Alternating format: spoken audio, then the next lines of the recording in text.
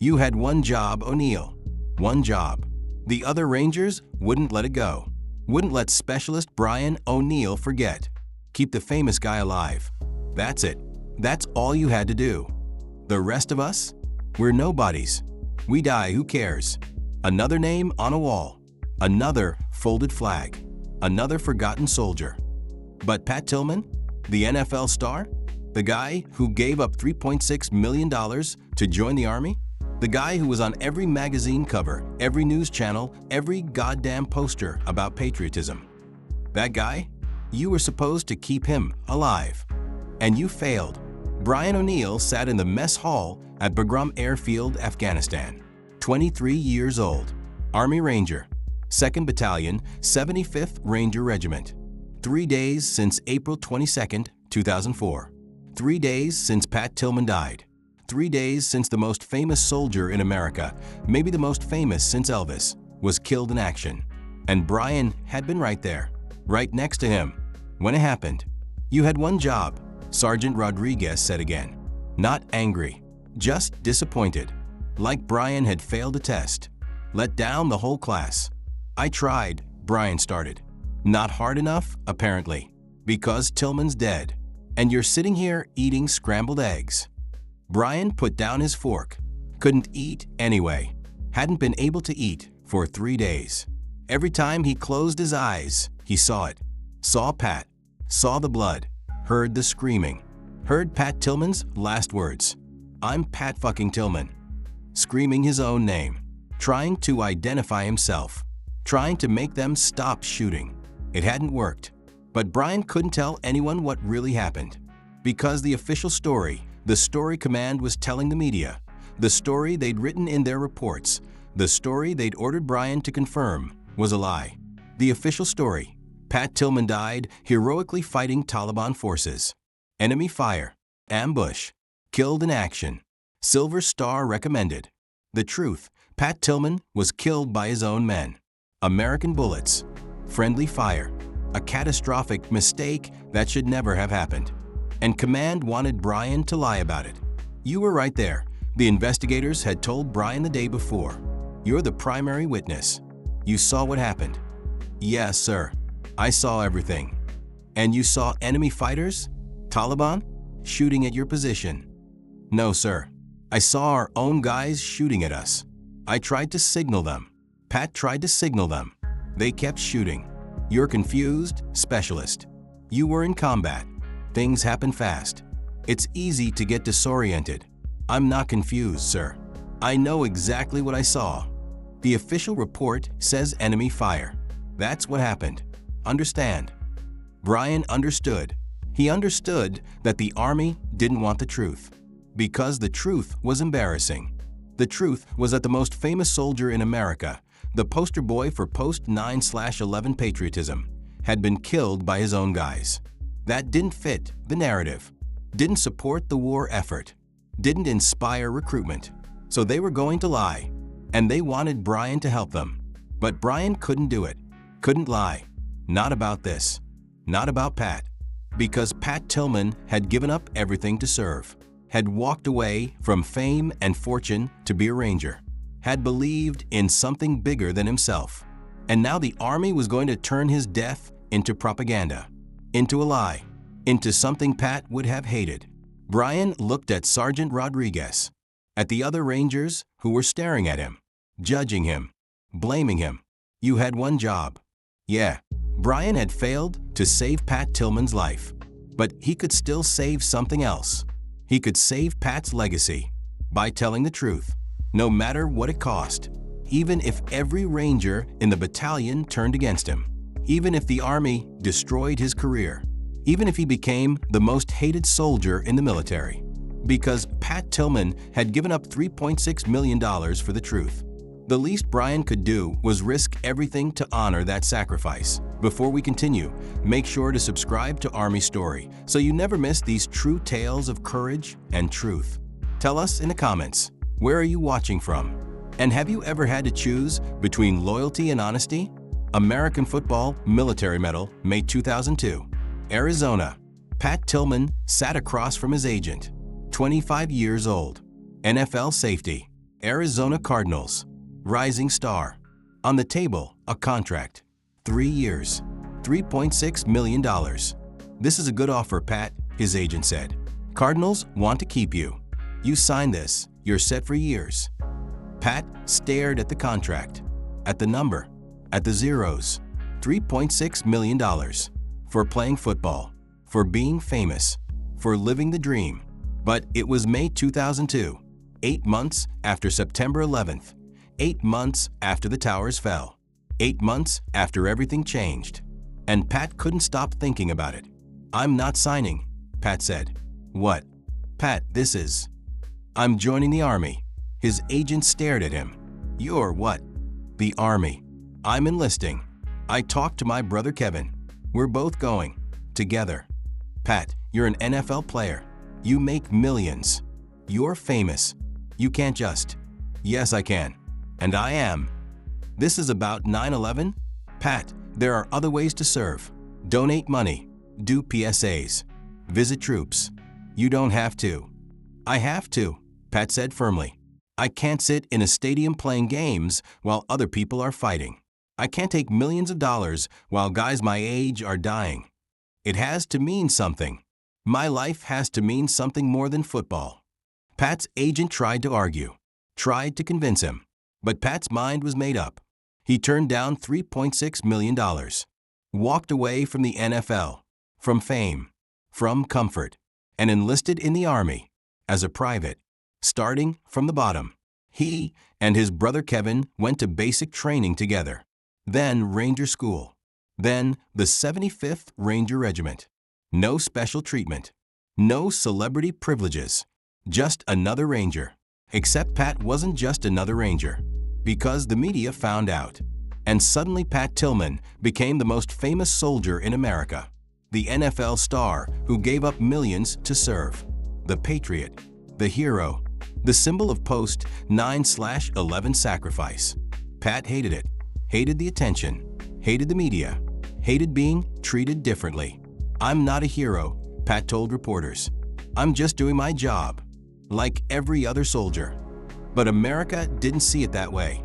America saw Pat Tillman as proof that the war was worth fighting, that sacrifice meant something, that heroism still existed. And when Pat deployed to Afghanistan in 2003, and then again in 2004, the entire country watched, including 23-year-old specialist Brian O'Neill, who joined the Rangers a year after Pat. Brian knew who Pat was. Everyone did. But in the Rangers, Pat was just another guy, another soldier, another brother, until April 22, 2004, the day Pat Tillman died. And Brian O'Neill was right there, witnessing everything. April 22, 2004, Khost Province, Afghanistan. Brian O'Neill's platoon was conducting a patrol in the Spara Valley. Rugged terrain, mountains, villages, Taliban territory. Pat Tillman was in Brian's squad. They'd been working together for months. Pat was a good Ranger, solid, reliable, didn't act like he was special. The mission was straightforward: patrol the valley, look for Taliban activity, return to base. But things went wrong almost immediately. The platoon's Humvee broke down. Transmission failure. Dead in the middle of hostile territory. We need to split up, Lieutenant Colonel Bailey decided. Serial 1 stays with the vehicle. Get it operational or call for recovery. Serial 2 continues the patrol. Split the platoon. Half stays with the broken Humvee. Half continues on foot. Brian was assigned to Serial 2. So was Pat. They moved through the valley on foot, climbing ridges, scanning for threats. Standard patrol. Around 6 p.m., they reached a village. Small, maybe a dozen buildings. Looked abandoned. But as they approached, gunfire erupted. AK-47s, PKM machine gun, coming from the village. Taliban fighters. Serial 2 took cover. Returned fire. Standard firefight. Brian and Pat were together, behind rocks on a hillside overlooking the village. Good position, good cover. The firefight lasted maybe 10 minutes. Then the Taliban fighters retreated, fled into the mountains. All clear, the squad leader called. Serial 1, We're moving to your position.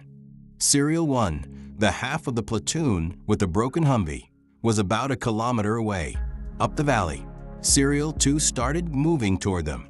But Serial 1 had heard the gunfire, thought Serial 2 was under heavy attack, started moving toward the fight, and neither group communicated effectively about where they were.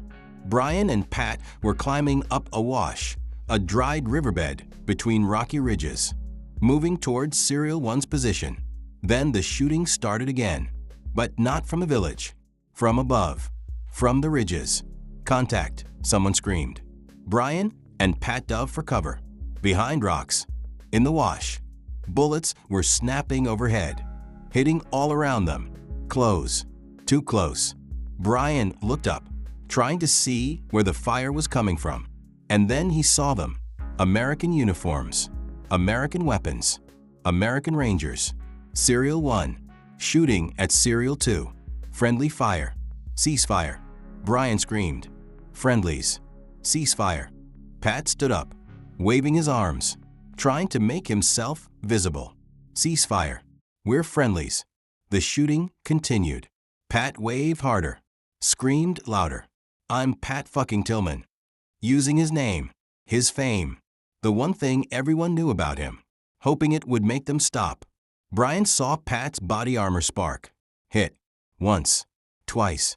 3 times. Pat dropped. The shooting continued for another few seconds, then stopped. Sudden silence. Brian crawled to Pat. Pat. Pat. Pat was on his back. 3 bullet wounds. Head and chest. Blood everywhere. Brian applied pressure. Medic. Medic. Tillman's hit. Pat's eyes were open, staring at Brian, conscious, for a few seconds. Are you okay? Pat whispered. Are you okay? Even dying, Pat was worried about Brian, about his brother. I'm fine, Pat. You're gonna be fine. Medic's coming. Just hold on. But Pat wasn't fine. His eyes went distant, unfocused, the light leaving them. Brian kept pressure on the wounds, kept talking, kept hoping.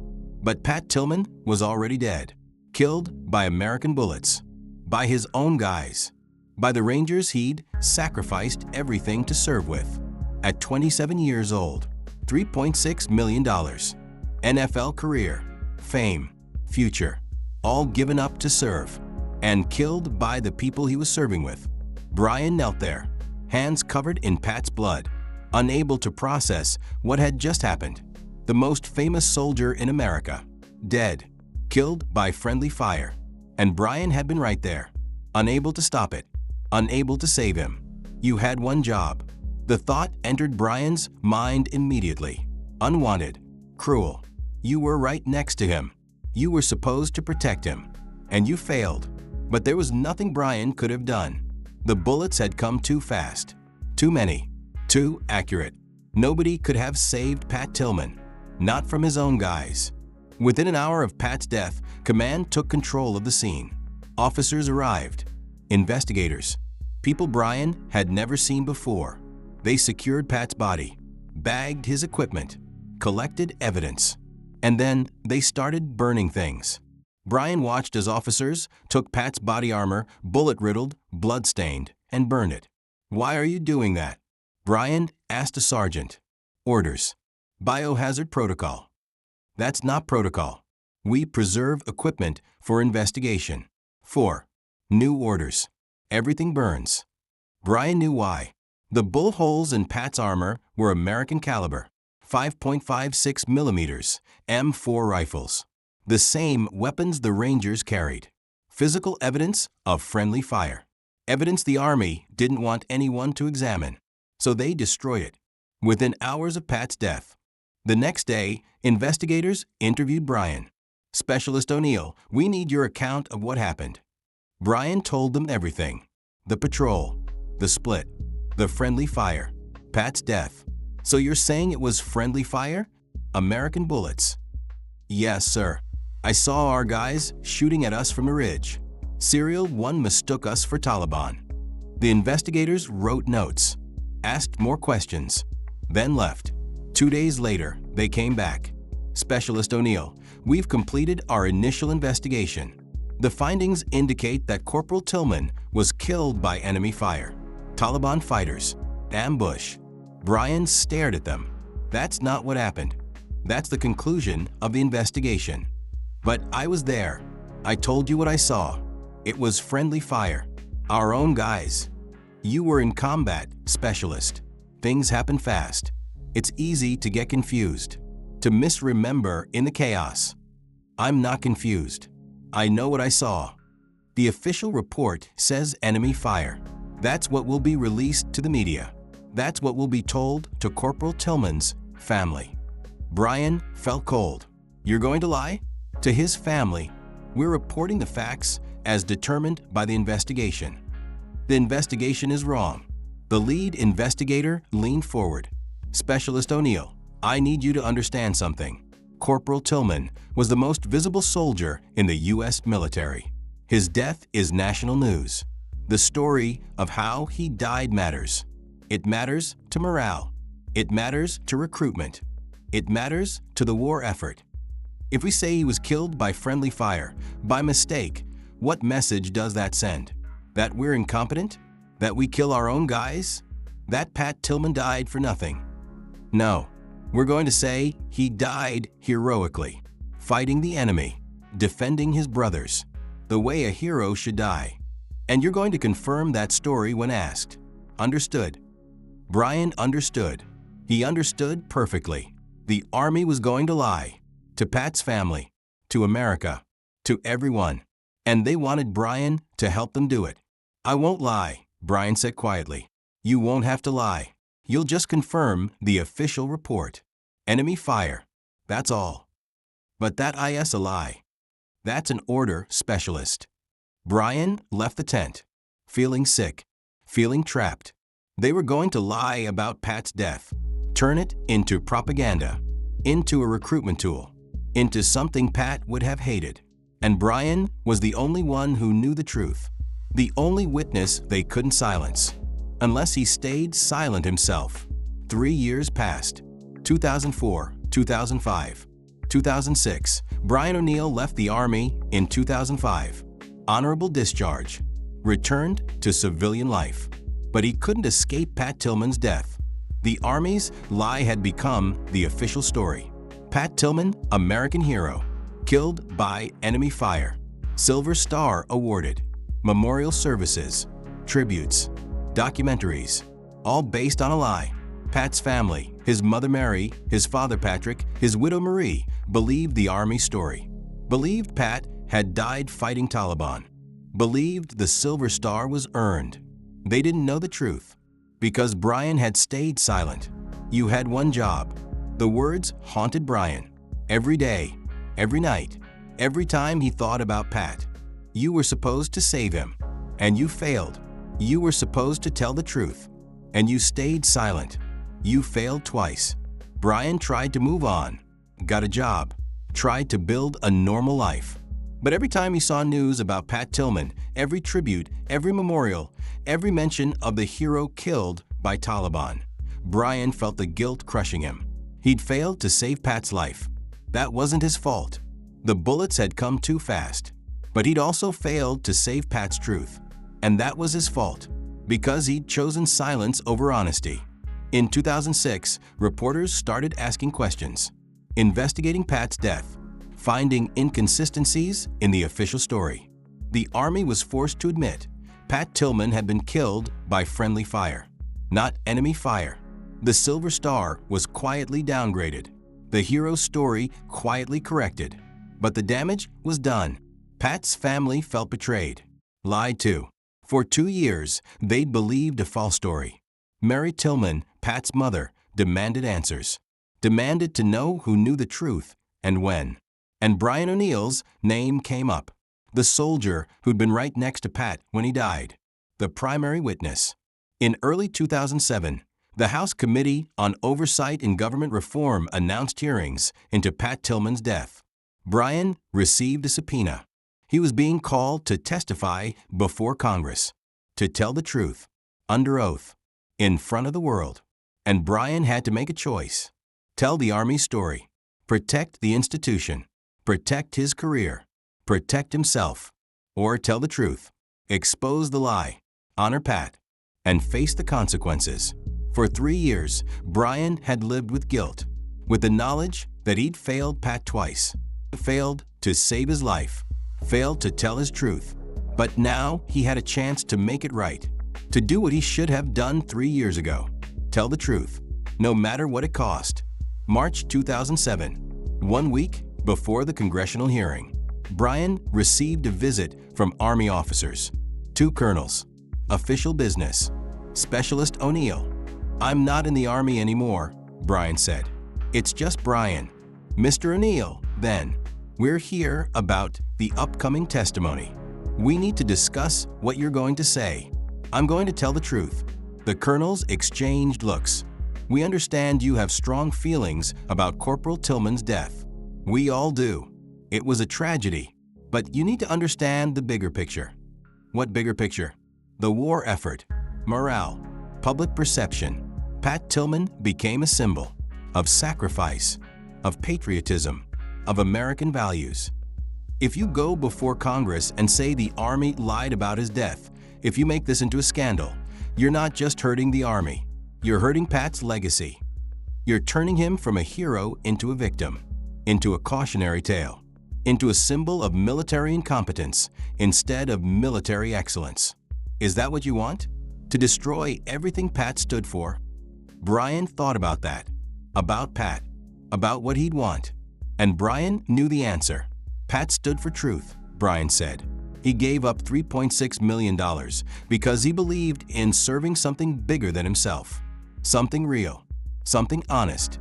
He hated propaganda, hated lies, hated being used for recruitment and PR. If Pat were here, he'd want the truth, even if the truth is ugly, even if the truth makes the Army look bad. Because truth matters more than image. So yeah, I'm going to testify. I'm going to tell the truth.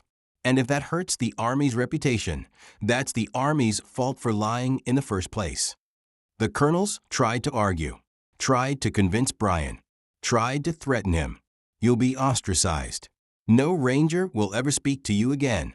You'll be labeled a traitor, a conspiracy theorist, an attention seeker. Pat Tillman's death will be remembered as a scandal instead of a sacrifice. Because of you." Brian absorbed the words, felt the weight of them, the consequences of telling the truth. But he'd made his decision. "Pat died 3 years ago," Brian said. "And for 3 years, the Army has been lying about how he died. To his family, to America, to everyone. I was there. I saw what happened. And I stayed silent because the Army told me to. But I'm done being silent. I'm done protecting a lie. Pat deserves the truth. His family deserves the truth. And I'm going to give it to them, no matter what it costs me." The colonels left, disgusted, disappointed, angry, and Brian prepared his testimony. For 3 years, he'd failed Pat Tillman, but not anymore. April 24, 2007, United States House of Representatives, Committee on Oversight and Government Reform. Brian O'Neill sat at the witness table, 26 years old, civilian now, no longer a soldier. The hearing room was packed. Media, Pat's family, Army brass, congressional representatives. Chairman Henry Waxman opened the hearing.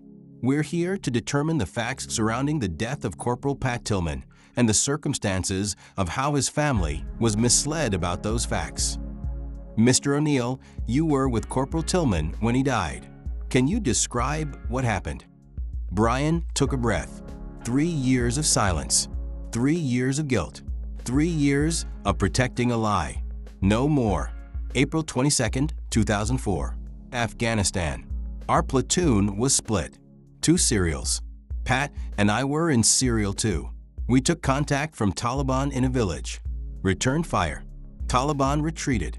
We were moving to link up with Serial 1 when we started taking fire from above, from the ridges. I looked up and saw American uniforms, American weapons. Serial 1 was shooting at us. I screamed ceasefire. Pat stood up, waved his arms, identified himself. The shooting continued. Pat was it. 3 rounds. head and chest. He died within seconds. The room was silent. So Corporal Tillman was killed by friendly fire? Chairman Waxman asked. Yes, sir. American bullets. From his own platoon. And when did you report this to your commanders? Immediately, sir. The day it happened. I told investigators it was friendly fire. I was very clear. And what did they tell you? They told me I was confused, that it was enemy fire, that I was mistaken. But you weren't mistaken? No, sir. I was there. I know what I saw. And yet the Army told Corporal Tillman's family that he was killed by enemy fire, that he died fighting Taliban. They awarded him the Silver Star based on that story. Yes, sir. Did you know they were lying to the family? Yes, sir. I knew the official story was false. Why didn't you come forward? Why didn't you tell the family the truth? Brian paused, the question he'd been asking himself for 3 years. I was a young soldier, sir, 23 years old. The Army told me to stay silent, told me it was for the good of the war effort, for morale, for Pat's legacy. I believed them, or I wanted to believe them. I thought maybe they knew something I didn't. Maybe there was a reason for the lie. But there wasn't. They lied to protect themselves, to avoid embarrassment, to preserve Pat as a recruiting symbol. And I helped them by staying silent, and I regret that every single day. Chairman Waxman nodded. The Army also burned Corporal Tillman's equipment, his body armor, his uniform, within hours of his death. Were you aware of this? Yes, sir. I watched them do it. Did they explain why? They said biohazard protocol, but that wasn't the real reason. What was the real reason? The bullet holes in Pat's armor were American caliber, 5.56 millimeters, M4 rifles, the same weapons we used. Physical evidence of friendly fire. They burned it so nobody could examine it, so nobody could prove what I was saying. The room erupted, reporters scribbling, cameras flashing. Pat's family, sitting in the front row, looked devastated. Mary Tillman, Pat's mother, was crying, but not from grief, from rage. The Army had lied to her for 3 years about how her son died, and only Brian O'Neill was willing to tell her the truth. After the testimony, Brian became the most controversial soldier in America. Half the country called him a hero for exposing the Army's lies, for honoring Pat with the truth. The other half called him a traitor for embarrassing the military, for destroying Pat's hero status, for making the war look bad. Rangers, especially those who'd served with Pat, were split. Some supported Brian. He did the right thing. Pat deserved the truth. Others despised him.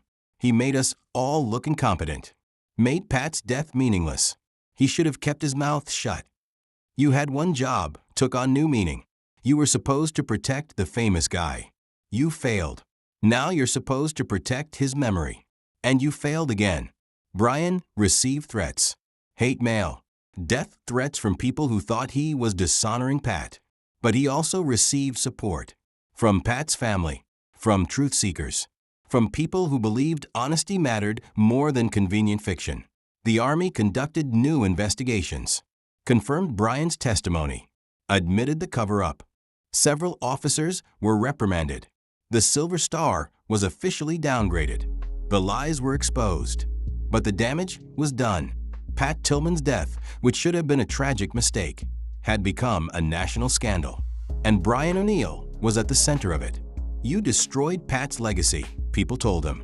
You turned him from a hero into a victim. But Brian knew better. He hadn't destroyed Pat's legacy. He'd saved it. 6 months after the testimony, Brian received a letter from Mary Tillman, Pat's mother. Dear Brian, I want to thank you for your courage in telling the truth about Pat's death. For 3 years, the Army lied to us. To me, to Patrick, to Marie. They told us Pat died fighting the enemy, that his death was heroic, meaningful. We believed them. We grieved based on a lie. When we learned the truth that Pat was killed by friendly fire, that the Army had covered it up, we felt betrayed, furious. The people Pat had trusted had lied to us about his death. But you didn't lie. You tried to tell the truth from the beginning. And when you had the chance, you told the world. Everyone says you destroyed Pat's legacy by exposing the lie. But that's not true. You saved Pat's legacy because Pat believed in truth.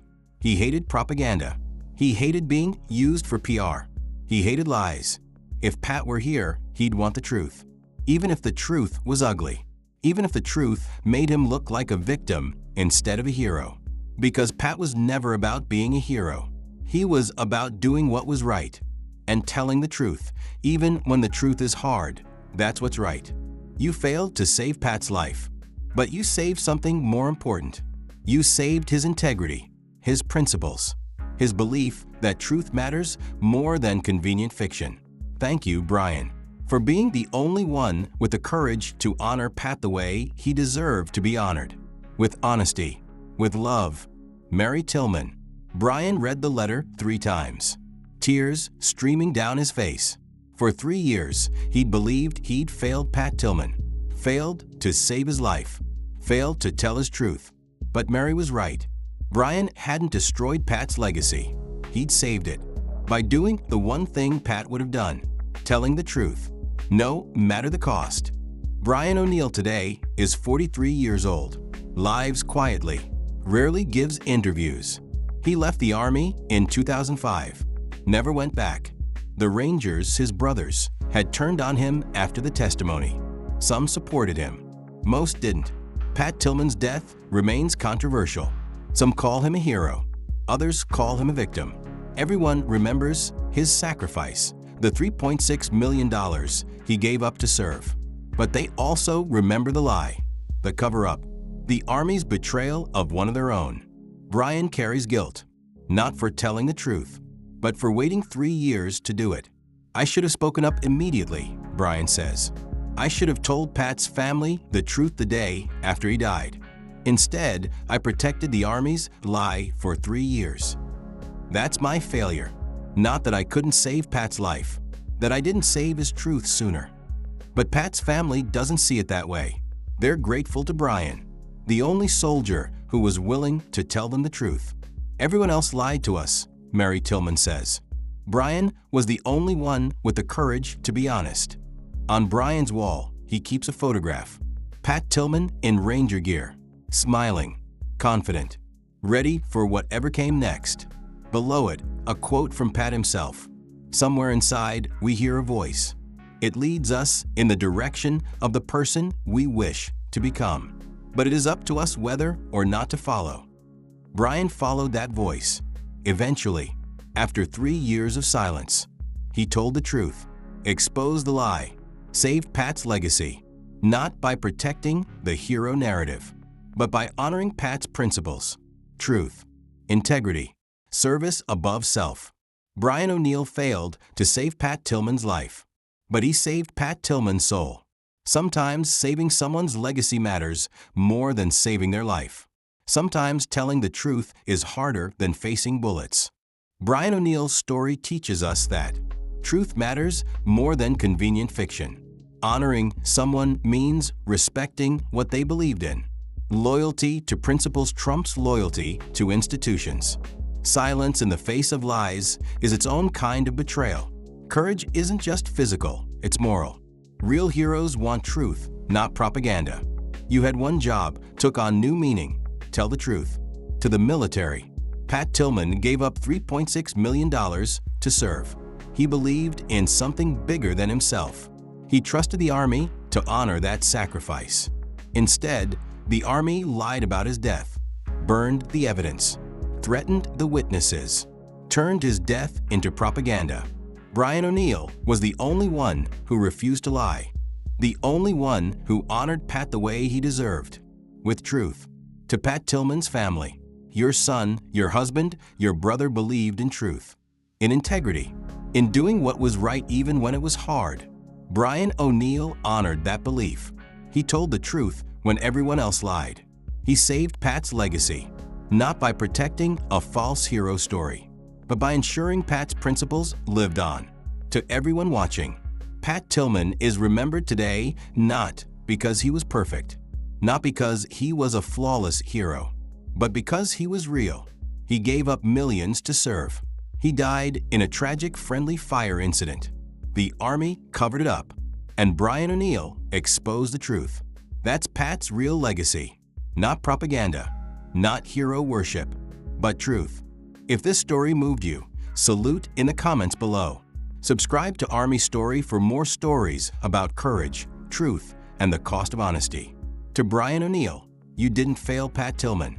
You honored him with truth. Until next time, stay strong, seek truth, and remember, some legacies are saved with bullets. Others are saved with honesty. American Football Military Medal.